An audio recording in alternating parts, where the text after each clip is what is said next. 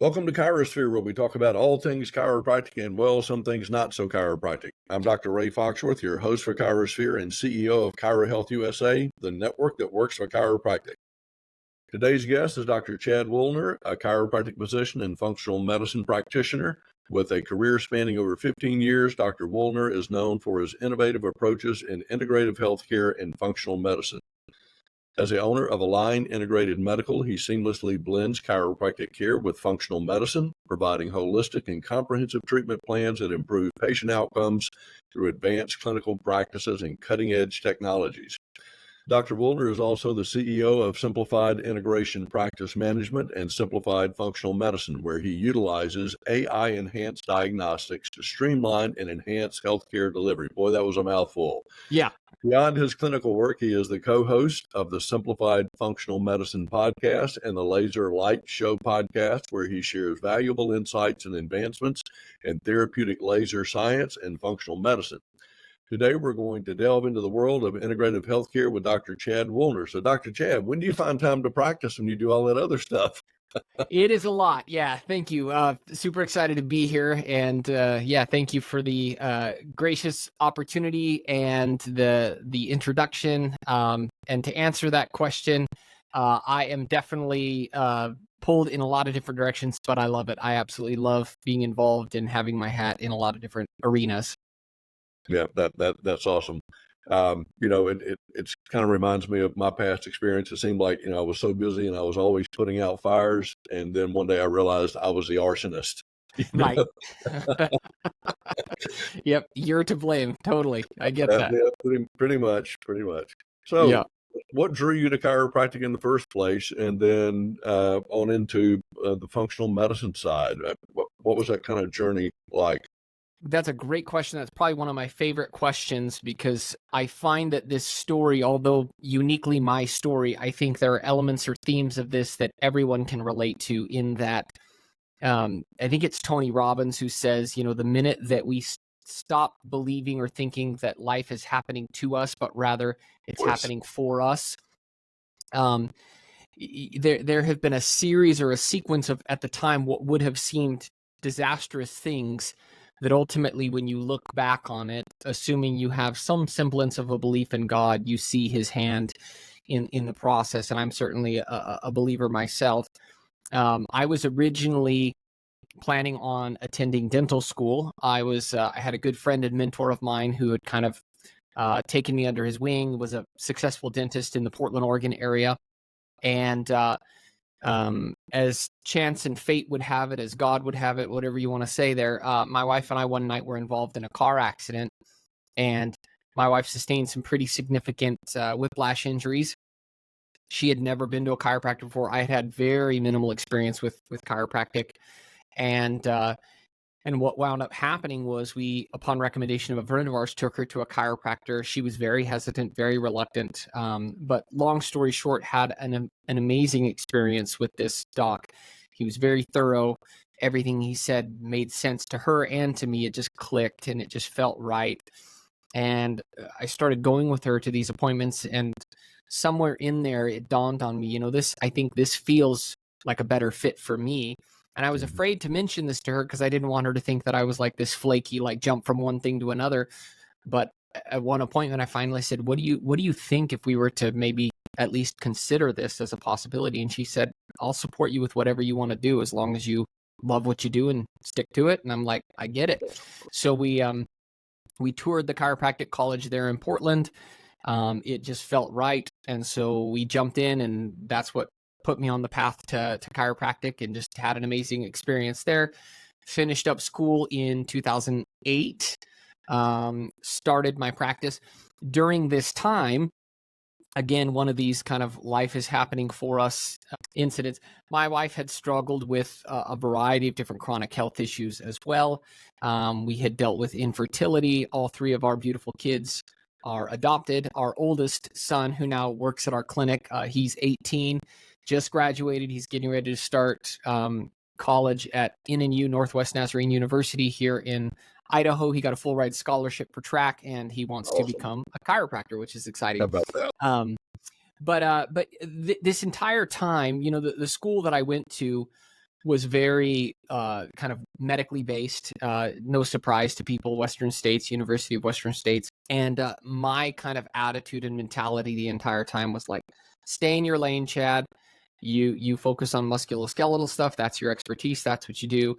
And all the while, we had been taking my wife from doctor to specialist, and just no one seemed to provide any real, genuine insights or answers to her health issues. Eventually, she was diagnosed with thyroid cancer, had a complete thyroidectomy, did radiation, the whole thing, and just still continued to struggle. And it was a very discouraging period of time for both of us, uncertain of what we wanted to do, what we needed to do. And I don't remember the specifics of it, but I do remember the feeling. One day I was just incredibly discouraged and distraught, and was just online trying to find some sort of answer or answers. And I came across a functional medicine training program for practitioners. And it was literally like a laundry list of, if you're seeing patients who are struggling with XYZ symptoms, we train you and teach you how to help solve these problems. And it was literally exactly what my wife had been dealing with, all the same, fatigue, digestive issues, hormone imbalances, weight loss resistance, depression, anxiety, the laundry list of things that so many people struggle with. And practice was struggling at the time too. So we didn't have the money or the means to pay for this program. It was a pretty hefty investment. But I just remember feeling this incredibly strong prompting of, if you don't step up and do something, no one else is going to. No one is going to care as much about helping your wife as you clearly do. And so with no prior real, training in functional medicine, I jumped in and I'm like, I'm going to learn this stuff. And I went through a year-long training program. Along the way, just started implementing and trying to help my wife with what I was learning. And lo and behold, the things that I incorporated to try and help her really did start helping. And it was a really eye-opening experience for both of us. And it was like incredible. And I was like on fire, like functional medicine is amazing. It changes people's lives. And so I made the genius decision, not really genius decision, to incorporate it into my practice. Yeah. I was like, what could go wrong, And so not realizing that, helping your wife at no charge is a little bit different than, incorporating this modality or this thing into a practice. And so I was like, all right, how do I do this in a meaningful way that doesn't disrupt my practice? And I call it the Frankenstein approach, where I'm like, okay, I'll do Monday, Wednesday, Friday, I'll see chiropractic patients. And then Tuesdays and Thursdays, we'll see functional medicine patients. And I thought, what a genius idea. It was dead before it even began. It was so dysfunctional, and it was a nightmare. And so I put on, right? Yeah, exactly. And it was just, it was so disruptive, and it was just a mess, and there was no real systemization to it. It was just super dysfunctional. And so I just was like, forget this. This isn't working. And so I, for the next few years, kind of shelved it. But all along the way, it was incredibly frustrating. And I think many practitioners can relate to this again, because all the while we got patients who are coming through the door who are dealing with their neck pain, their back pain, their, conventional chiropractic issues. But we're having conversations with them, and they're telling me about their thyroid problems. They're telling me about their fatigue and their brain fog and their digestive problems and their hormone imbalances. And they're looking for answers. And the entire time in the back of my mind, I'm like, you can help these people. And yet, just because I had the know-how of how to help them, I did not have the systems and the infrastructure to be able to deliver it that wouldn't completely cannibalize and or completely derail and disrupt the practice. And so I had to just kind of bite my tongue the entire time. And I hated that feeling. I absolutely hated that feeling of knowing like, we can help these people. And so basically it was like the 3-fork road. It was like, okay, you can either continue to ignore these people, you can refer them, and who knows what you're going to get in terms of referring. True. It's the roll of the dice. You can't really control that necessarily unless you know somebody that you trust. There's a variety of, anyways, that's a whole nother challenge. And then the third was, or you can help these people. And it just so happened, again, timing is everything. I met right around the same time my good now business partner, good friend, Dr. Andrew Wells. And I didn't know this at the time, but he had had a very similar experience in attempting to incorporate functional medicine into his practice. We jokingly refer to ourselves as fellow functional medicine flunkies. in that we had attempted and both had just had very similar experiences in that whole process. And he had kind of same thing, shelved it, like this isn't working. And so one day over this, it was kind of coming to a head for me, I think. And I was looking at the practice and where things were and we had a successful practice, and things were going good. We had integrated and done the whole, stem cell bandwagon when everybody was doing that. Great experience with that and all that fun stuff. Bumps and bruises along the way, but all in all, we're moving in the right direction. Things were good. But I had considered along the way, if I could incorporate a functional medicine program into my practice, how could I, or how would I do it if I could wave the proverbial magic wand? What would it look like? What would be the problems from my previous experience that I could solve? And I wasn't necessarily too terribly concerned with the details of how I would solve it, but rather like, what would it look like? What would the path and the journey look like to where it wouldn't disrupt or detract or any of that? And that's what ultimately led to the creation of what is now Simplified Functional Medicine. I reached out to Andrew and I said, hey, I've got this idea for a functional medicine program. Response was to shoot me down. He's like, no. He's like, I'm not interested. He said, I've already been there, done that. No, thanks. And my pitch to him was, I said, give me 45 minutes. Let's jump on Zoom together. I said, let me kind of draw out the map of what I'm thinking. And I said, at the end of that 45 minutes, if it's still a dumb idea, then we can scrap it. That's fine. But at least you'll know kind of what I'm thinking. And he's like, okay. And he kind of rolls his eyes and we hop on Zoom. I do the 45-minute spiel of this is what I think we could do to solve it. And then by the end of it, he's like, this is actually a really, really good idea. He's like, I think we can do this. And so long story short, at that point in time, we created and launched what is now Simplified Functional Medicine. It's been 4 years. We've had the opportunity to help well over 300 practitioners all across the country. It's been very rewarding. We absolutely love it. In fact, we have our live event coming up next week. We're hosting here at my clinic, and so we've got a bunch of docs from all across the country coming out. It's gonna be a lot of fun. But yeah, it's interesting when we're presented with challenges in life, we get caught up in what I call the thick of thin things. Yes, meaning the mechanics of it versus the why of it. And what you said kind of made sense. It's once you stopped worrying about the intricacies of it and looked at, all right, I think it was Stephen Covey who said, start with the end in mind. Yes. If you knew what it looked like and then you backtrack, then you kind of fill in the steps. An interesting journey. So let me ask you something. When you're talking about you're practicing chiropractic and you want to integrate functional medicine, what is it about those two styles of practice that made it integrate or made it difficult to integrate? Was it the amount of time that you would have to spend with the functional medicine patients? What are the challenges for someone who's thinking about bringing functional medicine into the practice? Yeah, great question. I think there's a couple different challenges that are inherently there. Number one, the pace and the flow is vastly different in conventional approaches to functional medicine. And that's the other thing too that I noticed along the way that was very frustrating to me, was it seemed like all of the training programs out there, the minute you get into them, their approach is, we're going to show you how to create a functional medicine practice.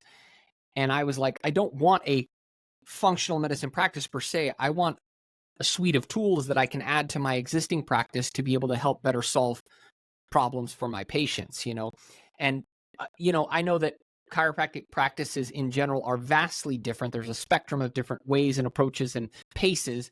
But I would say if you kind of cut down the middle, the average pace and the average flow of a chiropractic practice is fairly fast paced in the sense that you're on average spending, I would guess, 10 to 15, maybe 20 minutes tops with patients. Again, I'm painting in broad brushstrokes here, but in general, that's the pace. With functional medicine, conventional functional medicine practices, you're spending an hour with each patient. So time is a big, big part of it, number one. Number two, I think the other big hurdle and challenge, and these are great questions, by the way, that you're asking. The second big hurdle is many, if not most of these conventional functional medicine training programs out there are designed in such a way where it's going to take you at least a year, if not longer, to start learning things to a degree that you can actually start implementing. And the problem there, we call it the kind of the learning paradox that so often happens in the deep dive academic realm and world, is that the practitioner starts at a place of little to no impact in that particular arena, meaning I don't know functional medicine, so I'm not having any sort of an impact helping people. I want to. So I jump in and I get my rigorous training, and it takes me 6 months, 8 months, 10 months, a year to learn the stuff. But all the while, the conventional approaches to training, it's all very textbook heavy, lecture heavy, all that stuff, very highly theoretical with very little to no application, so that when there's no real world application, it's all again theoretical. So when there's no application and or implementation, it's kind of to some degree in one ear and out the other, especially when you're a full-time practicing doc and you've got all these other things you're managing. It's kind of like you're listening, you're here, yeah, and you're kind of like over here on your computer watching the chapters, adjusting patients, taking care of this over here, putting out all these fires like you said, and then coming back. How are you supposed to have any sort of legit? And so then all of a sudden what happens is you don't have the clinical confidence and or competence to actually apply the things that you've learned. And so you don't, because it's too risky and it's too scary and it's too daunting and it's too cumbersome and complex. And so then you're back to where you started, if not worse, to where you're like, well, dang it, now I theoretically know a lot of these ideas and things that are floating around in my head. I know that these are things that can help my patients, but I don't know a real world way of how to actually apply those things to help my patients. And so I'm just going to, and they're basically where I was. I'm going to bite my tongue and I'm just going to keep my head down and keep adjusting patients and doing things the way that they've been done. But you're like frustrated because you're like, dang it, I want to. And we have this conversation daily with practitioners all across the country. This is how they feel. They're frustrated and they're like, we want to make a greater impact. We want to add more revenue into our practice. And so to answer your original question, like, I think those are probably two of the biggest hurdles, is the timing, logistics, and there's all the little things too, like how do we price the programs? How do we, structure the care plans themselves for patients and all that stuff? And there's an infinite number of ways of doing that. And I would say, again, conventional. I just had a conversation with a doc in Dallas, Texas area yesterday, and she was basically telling me, that she does chiropractic, but she also does some functional medicine. And the way that she does functional medicine is the conventional trading time for dollars. I charge X amount for a 90-minute consult or an hour-long consult. And again, the minute that you jump into that arena, it's such a challenging shift. You're literally pivoting 180 degrees, because here you are, chiropractic. Yes, to a degree, you're charging for your time, but it's really more procedurally based. And it's like kind of like almost result based, meaning most chiros get it. Like, you've got back pain. Here's the plan or the program or whatever the recommendation to solve that problem. Here's what it is. We're not saying, okay, what I'm going to do is I'm going to consult with you for X number of consult sessions. They're an hour long. I charge X amount. Some doctors might do that, but I would argue the vast majority of chiros don't do that. So there's just a lot of vastly different shifts that take place. And so it's very much this, it's very inefficient, to say the least. I'm sure you've heard the saying, the moment that you are trading time for money, it's a zero-sum game. You've got only X amount of time. And I think what happens sometimes is people don't understand the value of what they do. Yes. And so they don't price it accordingly. And again, if you can ever get to that point where you're not trading time for money, but for your expertise, then that becomes a game changer. It's kind of like, take a neurosurgeon. It may take him 15 minutes to fix an aneurysm, but you're not paying for his 15 minutes, are you? Correct. You're paying for the 8, 10, 12 years he spent in medical school, and then to be able to do that procedure in 15 minutes. So that's a bit of I think a bit of a shift for some people. Yes. And I would say one of the other greatest epiphanies I've ever had, and I wish I could point to who first said this when I first heard it, but plenty of people I think have said it. But one of the mindset shifts that I think could be of massive value to chiros who are listening to this is this idea and this concept that wealth is not earned, wealth is created. And this is the same concept we're talking about here with what you just said there, is the idea that when you shift that mindset, all of a sudden it opens up a whole lot of new opportunities and possibilities. Because if you're thinking in that whole idea that you earn your wealth or your money, your earning will always be capped. There will always be a ceiling, meaning exactly what we're talking about. You've got 40 hours a week, assuming you're working full time. And the only way that you can increase that, is to either increase your time or try your best to increase the amount of money you're charging for that time. And it's always exactly, you said, a zero-sum game. And so rather than think that way, think in terms of creating value, and value is what creates wealth at the end of the day. And value is a direct result of exactly what you just led to with the surgeon, is solving problems. We tell our practitioners all the time, your primary identity needs to be that of what we call a solutions curator. You curate solutions for your patients and for the population at large. If you can be, Einstein, I think it was, who said, seek not to be a person of success, but rather seek to be a person of value. Be a person of value, create value, and wealth will follow all of that. No doubt. Well, hang tight, everyone, while we take a quick break to hear from our sponsors. Welcome back to our podcast with Dr. Chad Woolner. Really enjoying this conversation, Chad. We'll keep moving here. So I asked you about the challenge of integrating that into your practice, and just in the short time that we've had to talk, I can absolutely see that you're a problem solver by nature. You did that with your wife. You did that with trying to figure out how to integrate it. And I'm assuming that would be a good segue into, you're now the CEO of Simplified Integration Practice Management and Simplified Functional Medicine. So apparently the struggle that you went through was clearly not for naught. I mean, you were able to create something out of that. So what is it that you do for doctors that are part of those programs? And I'm really interested in and how you've integrated artificial intelligence into the diagnostic side of that. I don't know if you're aware or not, but we recently launched Chiro AI. I don't know if you're familiar with that or not.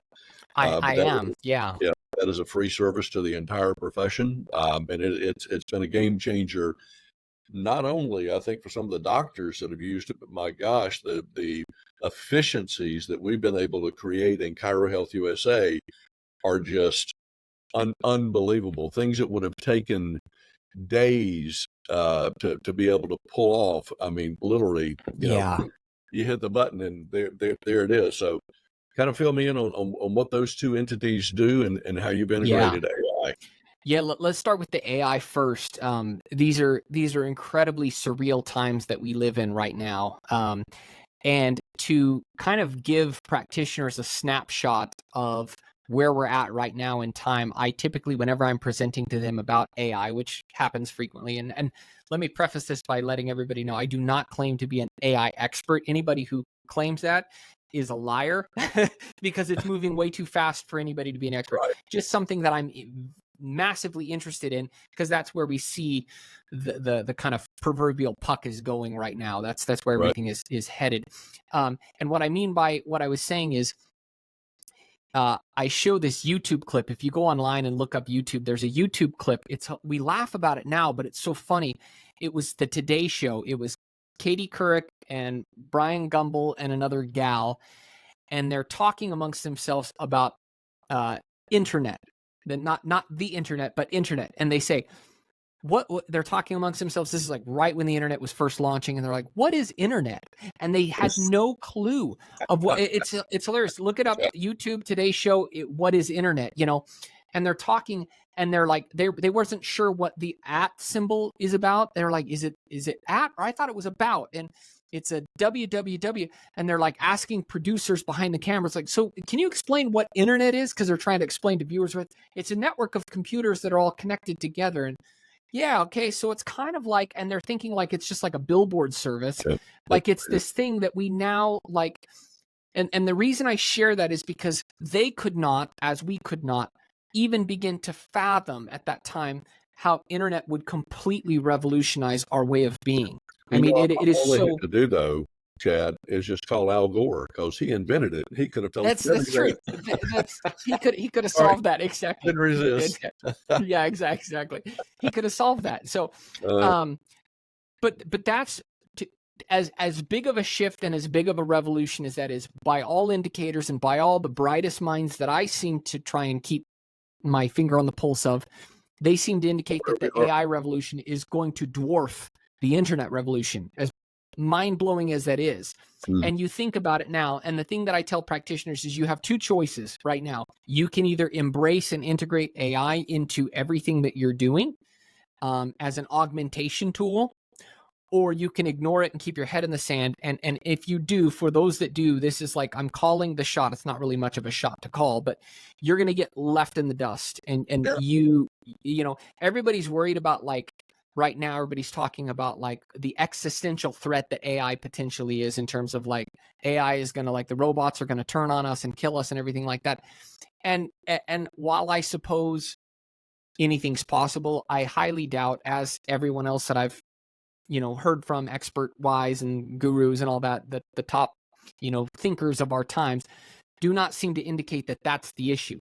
The quote unquote existential threat is the fact that those who embrace and utilize that are going to leave those that don't completely in the dust, and essentially make those that don't embrace AI virtually irrelevant, if not entirely irrelevant. And so I tell our practitioners, leveraging and using AI needs to become part of your vocabulary. Just like now, anybody, it's a silly thing to say now, but like, what does Control C and Control V do on a computer? Everybody knows that's based on Word. It's copy and paste, or Control X is cut, all these like basic commands that everybody has essentially known. It's just part of our vocabulary or lexicon. Everybody knows how to open a Word document, just about, everybody knows how to use the basics behind an Excel spreadsheet and these essential things. Everybody knows how to navigate to a website at this point in time, and so on and so forth. It needs to become that ubiquitous and or that common in terms of an extension of what we do. It just needs to become one of the mainstay tools that we use, AI, one way or another. And what docs may or may not realize is AI is not as new as people think it is. It's been around ever since like yeah, exactly. And so like the whole very basic form. I was reading an article. Literally, the beginnings of it were, I think, dated back to the 50s. Absolutely. Like those Roombas that go around and sweep your house. We've got a Roomba at home. That's AI. It's a rudimentary form of AI, essentially. It learns the pathways. Yeah, and then like the little obnoxious little paper clippy guy on Microsoft Word back in the day. Hey, I see you're writing a document, or that was a rudimentary form of AI. And so how we're using AI is we're using it in a variety of different ways. I'll just give you one way in which you can use AI that's pretty profound. You can use it now you can use it to generate, golly, this was mind-blowing for me, synthetic data. So basically, in all of its forms, in hard data, but then synthetic, like psychographic data. So I'll give practitioners this is more of a marketing, not necessarily a diagnostic, but there's all sorts of other diagnostic cool things you can do too. But we'll just say marketing here. This is a little ninja secret hack for everybody listening that has been profoundly powerful for marketing. If you want to know like what a potential prospect is thinking, feeling, believing, their emotional state, AI knows it because of all of the data points that it has now. And so what I mean by that is I saw this, we paid for a very, very high level mastermind group, and they shared this, and I was like, oh, this is way too cool not to share with other practitioners.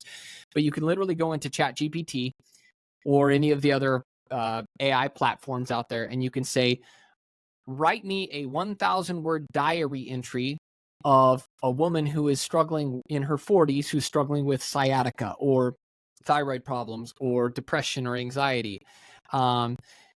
Speak to the emotional and physical pain and toil. Speak to the disruptions that it's having on her life.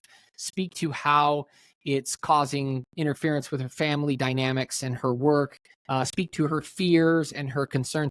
And you will be shocked, jaw drop shocked, as to how detailed and how human it writes out. And then all of a sudden now what you've got there is you've got all of the psychographic data, essentially the makeup of, okay, these are their pain points, these are their fears, these are their concerns. And so you can use that. And I'm not talking, it goes without saying, I'm prefacing this is not intended to be used in a manipulative or disingenuous manner. This is intended to be, it's a way to connect that speaks exactly in the voice that speaks in the voice that they're accustomed to. That's exactly right. That's exactly right. And so that's how we're using it. Like any tool out there, it can be used in a good way, or it can be used in a not so good way. And I'm assuming by default that everybody listening is thinking in an ethical and moral manner and wants to use this as a leverage tool to help serve people at a higher level. So that's the Yep. assumption. So AI, we use it for that. We use it for survey creation in terms of like, okay, help me create a survey for a patient so I can better assess, a problem that they're dealing with. We use it for research. It is like the world's greatest research tool. Comb through the data. What we'll do is we'll take research studies and we will synthesize those studies by basically taking them, downloading PDFs of those studies, dumping them in and saying, I need you to basically tease out amongst these 5 or 10 studies, what are the common denominators? What are the important points for my patients to know? What are the important parts for me as a practitioner to know? Best practices in terms of clinically. So, I mean, those are a lot of the ways clinically that we're using AI right now, just off the top of my head. And we've integrated it into our platform and our program to where we now have a suite of different kind of AI tools for our practitioners that range from anything from we have an ebook creator, we have a webinar creator, we have a podcast creator, we have a research aggregator and analyzer, we have a patient management tool, we have all these different AI, a suite of them just woven into our ecosystem for our practitioners. And so that takes me to your first question about simplified integration, simplified functional medicine.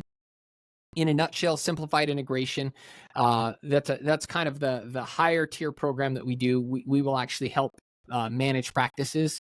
And so that's everything from top to bottom systemization. We help practices develop the right systemization for their business and for their practice, and kind of everything in between. Simplified functional medicine, what we do there, we really do 3 core things.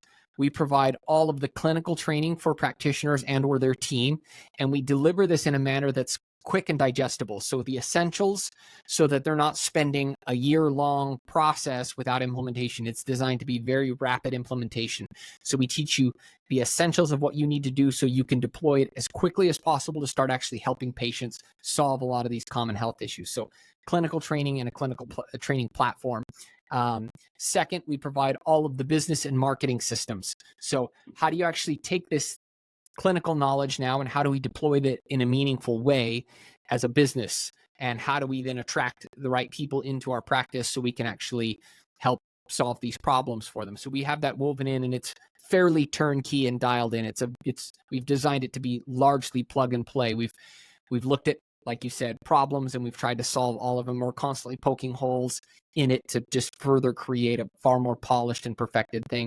And then the third thing we provide is all of the patient education and enrollment training systems, automations, processes, so that the practitioners have a proven model of when the people do come through the door, how do we actually communicate with them in a meaningful way that isn't disruptive, that doesn't take an hour of our time and our team's time, that sucks away. It's intended to be actually and a lot of that we've augmented with automation in terms of patient education videos, in terms of the day one process. Like, so you, the doc, aren't sitting there drawing all these different diagrams and graphs for the patient. The day one education video it educates them, tees them up for their initial testing. And then when the testing comes back, the day 2 video, the report of findings video, outlines and explains everything to them in terms of what we're looking for on the test, why we're testing in the first place, what typical test results look like, and what that actually means to the patient. And then more importantly, like how we're going to help the patient solve these problems, what the overview of the kind of general plan of attack looks like. And then it just, again, does all the heavy lifting so that there's very nominal, if any, sales that takes place. The practitioner or team member just comes in and basically lays out for the patient. So here's your test results. The video educated you on everything we talked about. Cool. You see the problems here. Yep. Okay. So here's the plan. Here's what we're going to do. Remember, the video talked about this, this, and this. And it's a very smooth and seamless process in terms of the conversion and enrollment process. If we were to change the names to protect the guilty or innocent, as they say, you could almost be telling my story with Chiro Health USA. I don't know if you know the backstory of it or not, but it's interesting, the parallel that we have. You had a problem personally, you were experiencing it with your wife, and out of that pain, if you will, Yes. what you have today. And for those that don't know, Chiro Health USA was a result of my worst day in practice. I was taking care of, as the proverbial or the story goes, I was taking care of a cash patient. This has been 15, 20 years ago now, and charging, $45 a visit or something like that, taking care of her and her family. And, 3 months later, she's involved in an auto accident. So I billed out my higher fees, my normal fees. Mm. And the lady comes in after she sees her explanation of benefits, and literally pokes me in the chest. And she said, I saw what you charged the insurance company. I know what you charge me. And it's guys like you ripping off insurance companies that keep me from affording health care. And I'm going like, Mm. no good deed goes unpunished. And that's really Right. what started me on the path of, why is it okay for a Blue Cross, Aetna, and Cigna to all pay us a different fee for the exact same service? Right. And I can't have a different fee for my Yes. cash, my underinsured, my Medicare, people with limited benefits. And, fast forward, I found out about this model called a discount medical plan organization. And boom, here we are 15 years, later with 1.3 million patients, part of it, 7,000 doctors. And so, you know, and I share that story for two reasons. One, because people just heard your story. Now you've heard my story. And where did both of them begin, Chad? Yeah. Big problems. Big problems. I Yeah. got reported to the Attorney General. That's a big problem. Yeah. And so I would just encourage anyone who is going through a challenge and thinking life is, I love what you said, that thinks life is happening to them. Give it some time and you may see that it's actually happening for you instead of to you. So that's a interesting And parallel we have. yeah, and if I don't want to go into the gory details of it, but I do want to share this with practitioners because I want them to realize this is a cycle that never ends. To experience trials, challenges, difficulties, curveballs, whatever you want to call them, cycles in practice is an Pruning the inevitable. rug. Yeah. Yeah, it's an inevitable part of life, and so I will just share real quick in the name of just brutal transparency for docs, so that they know this. Like, oh, okay, it must be nice. He's overcome all those things, and now he's moving and smooth sailing. I want to really quick plug Chiro Health USA and tell my personal story of kind of how we integrated Chiro, or how we are integrating Chiro Health USA into our practice. So, and I'll spare some of the gory details, but I'll just give the Cliff Notes version so that everybody knows. The Back in AI. October, yeah, exactly. Back in October of last year, I had two practitioners who were working for me who stole my practice. The entire team, the entire practice. I came in one day, my wife and I came in one day, and everything was gone. They had set up shop that was just last October. Set up shop about a mile down the road, had completely stolen our EHR, had completely taken everything. Like, so this is just so everybody knows how what we're talking about, the magnitude. This is worse than, because having had the experience now, worse than starting a practice from scratch. Because with starting a practice from scratch, you have a blank canvas. I didn't have a blank canvas. I had a group that was actively undermining me. And so this left us to have to start from square one, and we had to literally overhaul everything. And again, sparing all the gory details, I will just say this. An instrumental part of our rebuilding has been Chiro Health USA. And I'm not getting paid by Chiro Health USA to plug or to say this. I'm just letting practitioners know this is a resource that has been absolutely invaluable to our practice. You guys have literally taken my team, my new team that I had to train from scratch, my brand new team, my brand new office manager, who is phenomenal, by the way. Big shout out to Rebecca, our office manager. She is phenomenal. She has been working hand in hand with the Chiro Health USA people, and they have literally been a lifeline to her in terms of getting her trained and helping her in this entire process. And so for practitioners who are listening, I'm guessing that there's probably a percentage of them, a large percentage, who either fall into one of two kind of buckets, or three buckets, we'll say. Use Chiro Health USA and they're like, preach on, amen, we love Chiro Health USA. Second group is we've kind of dabbled our toes and maybe haven't utilized it that much. Engage with them. And then third is we've heard about it, we like it, but we still haven't pulled the trigger. Pull the trigger. you are sitting on a massive resource. Cannot say enough good things about what Chiro Health USA is, what they do, how they help, how they serve the profession. Just, man, you Well, guys are freaking I awesome. appreciate that. Yeah. We are really big on our why, which is to Yes. improve the quality of lives for our doctors, their teams, our teams, and their patients. And Yes. everything that we try to do, like I just mentioned the AI earlier, is all because of that why. I had no idea that was your story. I do appreciate you sharing it with everyone. Yeah. We got a great team here. They enjoy helping docs. Sometimes our calls turn into therapy sessions because of all the all the I stuff can that goes imagine. on. Our clinic probably being one of those therapy sessions, no Well, doubt. that's our. I think that's one of the things that's missing back from the days. My mom and dad were both chiropractors, so I've been literally around it literally Amazing. all of my life. What I recall so much about growing up as a kid of a chiropractor is they actually used to get together and talk and help each other and Yeah. strategize and lift each other up. And we don't see as much of that today like we do. And so I Yes. think that's why some of the calls that our team have with practices, and people call us about everything, from what software are you going to use, or I mean, we don't know everything, but we know a guy, Right. but I think there is something about our level of engagement with practices that it is almost therapeutic in some ways to be able to talk to someone who's not part of your practice, Yes. not in your immediate circle, about some of the things that you're experiencing. And I can tell you, after dealing with over 7,000 practices, it's rare now that I get a call from one of our teams saying, "Doc, I hadn't heard this one before." Right. But it's a result of kind of uncovering what's going on there on in their practices. And, Yeah. and and our team, they're not a bunch of therapists. They're a bunch of Southern belles because we're here in Mississippi, and they truly enjoy what they do, and it comes across. You mentioned that you do this functional medicine podcast and laser light show podcast. Yeah. What's some of the most memorable moments from co-hosting those programs? Memorable moment for the Simplified Functional Medicine podcast is just the initial getting it launched and working with my two business partners, Jason and Andrew. Such phenomenal human beings. Absolutely cannot say enough good things about them. And so no specific moment for the SFM podcast itself other than just love getting together with them. We typically take that podcast on the road. So anytime we're at seminars together, teaching, training, and or learning, we'll typically in tow bring our podcast gear set up in the hotel room, and we will actually I will tell one funny story about the SFM podcast, which is what led into the Laser Light Show podcast. We were at the Parker seminar back in 2021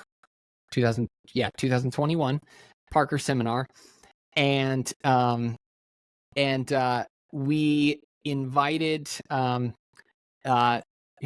Penny Sneed, who is a rep for Erconia. She is amazing. Shout out to Penny. We love Penny. She is incredible. But we didn't know her at the time. This was just a first introduction. We had heard about Erconia lasers, knew that they were cool and awesome. So we invited her to be a guest on our podcast. And, as silly and funny now as we look back on it, it was super stupid in that we invited this woman we did not know up to our hotel room to record this podcast episode, and we're like, we promise, like, sure. yeah, exactly, we promise this is legitimate, And so Andrew gave her the wrong hotel room number by accident. Oh, so here she is knocking on some random hotel room door. So anyways, long story short, she finally made it to the right hotel room. Everything was as advertised, no funny business. It was great. We had a great interview, but what wound up happening was she just really opened our eyes to the realm of possibilities of what low-level laser therapy is and what it can do, and particularly what Erconia lasers do. And that inspired us so much that we reached out to the Erconia team immediately following that interview. We were like, the very next day, and we told them, hey, if you guys don't have a podcast, you need a podcast. We need, and we're like, we'll do it. We'll launch this for you. And they were like, okay. And so that was the beginnings. Now we're 103 episodes in on the Laser Light Show podcast. I would say memorable moment for that we've had the opportunity to interview some amazing celebrities and athletes. We had the opportunity to interview Danica Patrick, NASCAR driver. We had the opportunity to interview Olympic medalist Manio Mitchell. He's famous. If you don't know who he is, his claim to fame is he won the silver medal in the men's 200 race, if I'm not mistaken, all while in the middle of the race breaking his fibula, and he still finished and placed silver. Broke his fibula in the middle of the race. Yeah, isn't that incredible? So Manio Mitchell, we interviewed. Our 100th episode was with Ian Somerhalder, famous actor. He was in the Vampire Diaries. Super good guy. Cannot say enough good things about him either. He was gracious enough. My daughter watches the show Vampire Diaries. I've never watched the show myself, but apparently it's like this teen heartthrob Vampire Diaries show or whatever. But he's such a cool guy, such a smart guy. And immediately following the podcast recording, he took the he was kind enough to go out of his way to record a personalized video message to my daughter. My youngest Ruby. He recorded her a personal message, and she was thrilled. It made her year. It was just the coolest thing for her. Awesome. And so yeah, those were some of the highlights. So what advice would you give to chiropractors, young and old, that are considering or maybe looking for a little change in their practice, maybe want to integrate the advanced clinical practice, the functional medicine side? Where does one begin? What would you consider a good step? I've noticed you like threes. Threes. What are the first three things that you would suggest they do? I would say check out our website, simplifiedfunctionalmedicine.com. Check out our podcast. Go and listen to the first, say, 10 episodes. That'll really, I think, set the stage for what we do and who we really are and our kind of mission and vision and really kind of the mechanics of what we've developed. And then third would be just set up a discovery call with our team. You can just schedule that. It's really simple, straight from our website. What that is let's say what it isn't first. It's not a high pressure sales pitch. I'm not a big fan of that. I know Chiro Health is not that way either. And so it's not going to be some sort of a high pressure thing. It's going to be an opportunity for us to just find out what your goals are, what you're looking for. If it looks like it's going to be a good fit for you, then what'll happen is we'll actually dig into a deeper call on what we call a strategy call. That's typically with Dr. Andrew, where he'll basically just dig in with you and be a complete and open book in terms of who we are, what we do, all that. So like you got questions about labs, you got questions about supplements, you got questions about pricing, you got questions about protocols. We'll answer all of that. We're happy to. And so it's just an opportunity again for us to see if this is going to be a good fit. If it is, we know it really quickly. So it's like no skin off our nose and it's no pressure. Docs will know, yeah, this is the right fit to move forward. And then I will go so far as to say too, just advice in general for practitioners. The biggest piece of advice in general that I would give them, this has nothing to do with us, learn to develop grit. Learn to develop resilience on all fronts and all levels. This kind of ties back to the, original place where we started. Practice, it's not a matter of if, but when. Practice and life will throw curveballs at you. And the practitioners that I find are the most successful are the ones that persist forward. And I think the way you develop, at least a big part of it, and this is why you said this too, is really get crystal clear on your why. When we've developed a lot of the solutions, surprisingly enough, the factor of that is the last and or least considered is the how of it. How happens, the how comes, it does, but the why and the what are the kind of the typical first two. Like, why are we doing this in the first place? And that needs to be congruent, it needs to resonate, and it needs to be purpose driven in that sense. The how will work itself out as it goes. One of my other favorite quotes, I think it was Kurt Vonnegut who said this, and I've said this on numerous podcasts, but it's just a good quote, is two quotes if I can. Two quotes, Kurt Vonnegut and then one by George Bernard Shaw. Same sort of sentiment, but Kurt Vonnegut said, we constantly need to be jumping off of cliffs and building our wings on the way down. I think that's such an insightful quote. And then the second one, George Bernard Shaw, I saw this at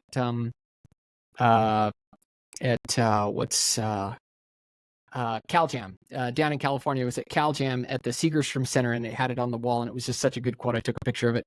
it said, you need two things in life to be successful: a good idea and not enough time. And I love that too, so anyways. Yeah, that's awesome. Well, I got a couple of just for fun questions. You bet. What talent do you have that most people don't know about, Chad? I am a guitar player. I've been a guitar player since I was 10 years old. And most people don't know, but prior to being a chiro, I had a not illustrious career by any means, but I have music on Spotify. If you look up Chad Woolner on Spotify, you'll find There you a go. series of instrumental hymns on acoustic guitar. I've got a series of albums that are on Spotify. So wow. Well, one more thing we have in common. If I showed you the rest of the room, you'd see my guitars hanging on the wall. I love it. I love it. Well, I have to ask now, what's your favorite guitar? I have a Fender 12 string from 1974. Holy cow. And that's what I did the first year or so out of high school before I realized that it was really challenging to make a living as a musician, married and with a kid. So my dad always joked with me as never a let kid. it go. I never let it go. But my dad's favorite joke, because again, same thing as a musician, he said, what's the difference between a musician and a pepperoni pizza? He said, a pepperoni pizza can feed a family. That's a good one. That's so, good. That's love awesome. it. Thanks so much for spending some time with us today, Dr. Chad. And thank you all for listening to the ChiroSphere podcast. Please subscribe and share the podcast with your friends. Let us know who you'd like to hear from in the future, and we'll do our best to get them on. If you want to learn more about Chiro Health USA and how we can help you develop a compliant, profitable discount strategy that will absolutely grow your practice and income, and most importantly, that profitability, call us at 888-719-9990 or visit our website at chusa.com to find out why Chiro Health USA is the network that works for chiropractic and you. Thanks so much, Dr. Chad. Have a good one. Thank you.